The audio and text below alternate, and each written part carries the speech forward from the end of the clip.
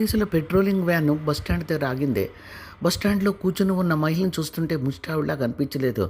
ఎవరో పాపం వృద్ధురాలు అని అనుకుంటూ దగ్గరకు వెళ్ళారు పోలీసులు. ఎవరమ్మా నువ్వు అని అడిగారు. కంగారుగా భయంగా తల ఎత్తి వాళ్ళ వైపు చూసి తిరిగి తల దించుకుంది. కళ్ళ నిండా నీళ్లు. నేనమ్మా, ఇక్కడ కూర్చున్నావేటి అర్ధరాత్రి అని అడిగారు. వీళ్ళకి అసలు చెప్తే చాలా పెద్ద గొడవ అవుతుంది.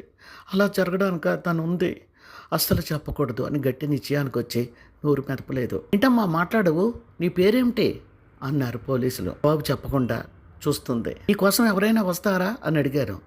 తల అడ్డంగా ఊపింది. అయ్యో పాపం మోగదనుకుంటానండి అని అప్పుడే కొత్తగా డ్యూటీలో జాయిన్ అయిన కానిస్టేబుల్ అన్నాడు. అదే పద, నిన్ను ఆశ్రమంలో జాయిన్ చేస్తాం అని అన్నారు. కపాలను లేచి నిలబడింది. ఇక అక్కడికి వచ్చిన ముష్టివాడు, అయ్యో ఆవిని తీసుకెళ్తున్నారేమిటి, ప్రొద్దునే కొడుకు అనుకుంటాను, దించాడు, ఇవిడ తెగ ప్రతిమలాడింది, కోపంగా వెళ్ళిపోయాడు, వస్తాడేమో అని అంటుండగానే పోలీసులు ఆశ్చర్యంగా ఒకరి ముఖాలు ఒకరు చూసుకున్నారు.